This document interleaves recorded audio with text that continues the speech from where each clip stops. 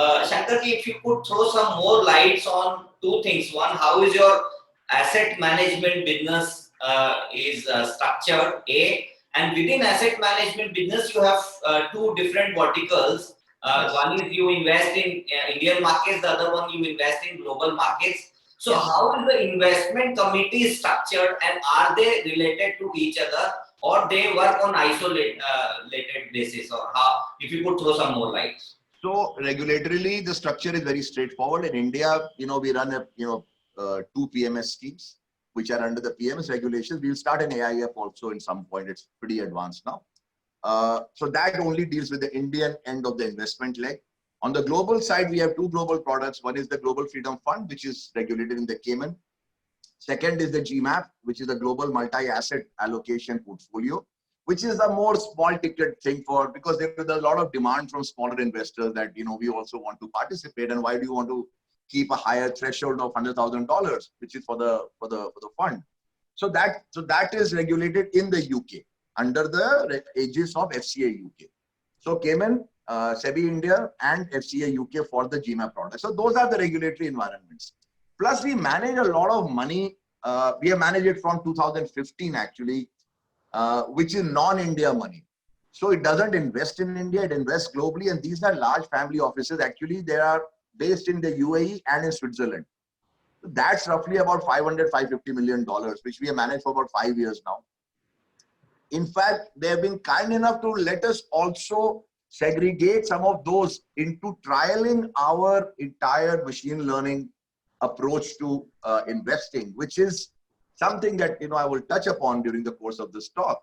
Yeah. Because that to our mind, when you combine ML with the human edge, is an unbeatable combination. It's an unbeatable combination. So I will touch upon that subsequently. But the investment management process and the teams are one. Okay. It's one. It is not that your India karta, he doesn't understand what happens on the global investing side, or what whoever does global doesn't understand India. And the reason is very simple. The world is a large jigsaw. You cannot say that I only need to understand one small part of it, but how it links with the other parts, I don't need to understand. That is one of the biggest mistakes that all Indian fund managers have done. And I've been in this business 30 years. I know all of them personally. Their minds are so narrow that they think India is the final and the last point of investing. While the reality is India is only a small piece in the whole puzzle of investing. You need to figure out the whole puzzle of investing to figure out India.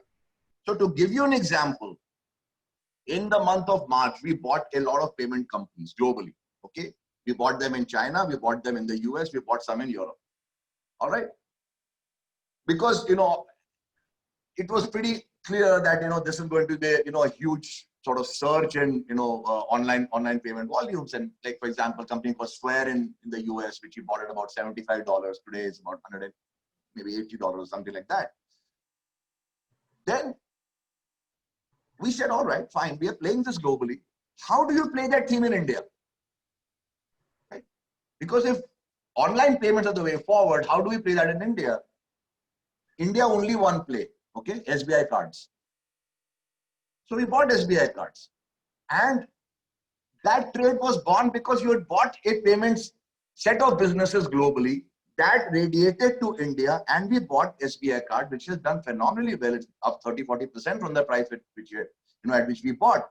We bought companies in Australia which were in iron ore, because we turned bullish on that in the month of April, May, and in fact overall on the Aussie dollar itself. From there, the trade to buy JSW Steel and Tata Steel was born in India. And you can see how well they have done. Therefore, the same team has to manage every piece, because all the pieces are connected. Each piece has a relevance to each other. So our entire team does everything together. It is not isolated silos. Just the entire process is under one roof, one umbrella. Same set of people talk to each other. What is happening in one part of the world, can that be translated into an Indian transaction, or vice versa? So that's the answer to your question.